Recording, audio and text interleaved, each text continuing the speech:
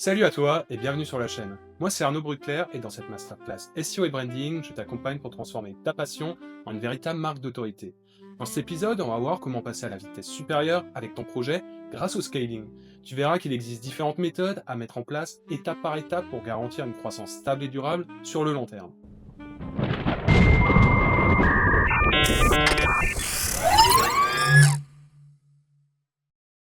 Pour commencer cet épisode, définissons d'abord ce que c'est exactement. Le scaling, c'est tout simplement la capacité d'un projet à changer d'échelle pour gagner en croissance. De manière imagée, il est très semblable à un effet boule de neige où le résultat ne fait que grossir à mesure qu'il évolue. Tu pars de presque rien, tu poses des bases manuellement, tu testes, tu ajustes et petit à petit, tout s'accélère.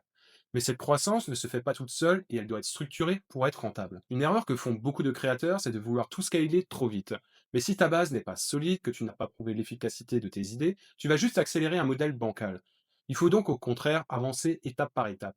Commence petit, pose des fondations à la main, observe ce qui fonctionne réellement, et uniquement une fois que c'est validé, tu peux passer à la phase suivante. Tu dois voir ça comme une série de paliers, chaque fois que tu en franchis un, tu débloques de nouvelles possibilités. Ensuite, une fois que tu as validé une mécanique, tu peux commencer à automatiser certaines parties, hein.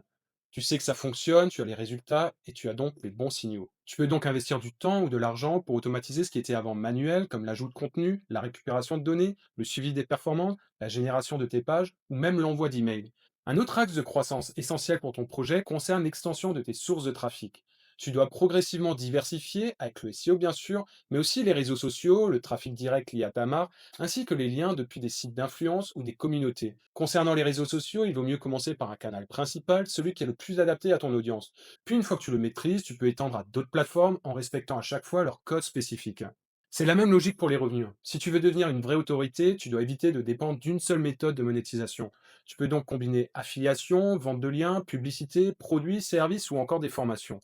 À chaque phase de croissance, tu peux ajouter une nouvelle source de revenus cohérente avec ta marque et ton audience. Il y a aussi la question du type de contenu. On peut en distinguer deux grandes catégories. D'un côté, le contenu evergreen que tu peux conserver longtemps sur ton site sans devoir le mettre à jour régulièrement. De l'autre, le contenu plus éphémère, pensé pour coller à l'actualité et capter l'attention sur un temps plus court. Les deux sont parfaitement complémentaires et peuvent ensemble soutenir la croissance de ton projet.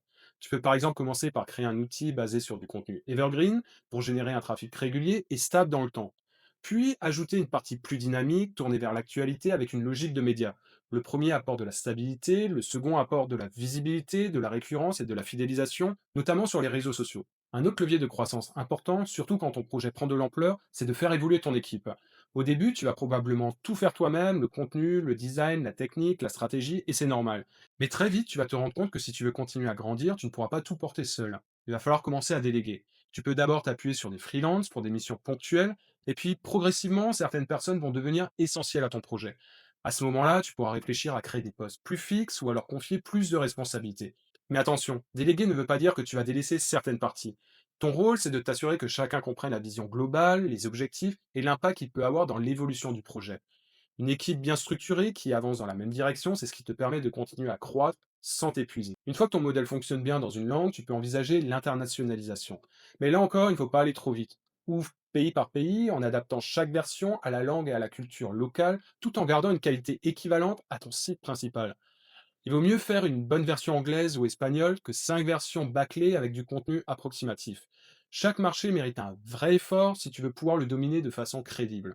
Enfin, quand ton écosystème est solide, tu peux commencer à intégrer d'autres projets parallèles. Ça peut être par le rachat d'un site complémentaire, une fusion ou une alliance stratégique. L'objectif, c'est d'élargir ton offre tout en gardant une cohérence globale. Ton image de marque, ta qualité et ton positionnement doivent rester clairement identifiables, même en intégrant d'autres projets. C'est cette cohérence qui renforce ta crédibilité et te permettra de construire un écosystème solide sur le long terme. Au final, tu l'auras compris, le scaling, c'est pas juste une question de volume. C'est une méthode pour structurer ta croissance en t'appuyant sur trois piliers: la diversification, l'automatisation et le recrutement, tout en gardant une vraie vision d'ensemble. Et c'est ça qui fera toute la différence. C'est tout pour cet épisode. J'espère qu'il t'a plu. Si c'est le cas, pense à mettre un like et à t'abonner à la chaîne pour soutenir la masterclass. Et si tu veux retrouver cet épisode avec des bonus supplémentaires, tu peux te rendre sur mon site internet. Le lien se trouve dans la description. Je te donne rendez-vous dans le prochain épisode. À très vite.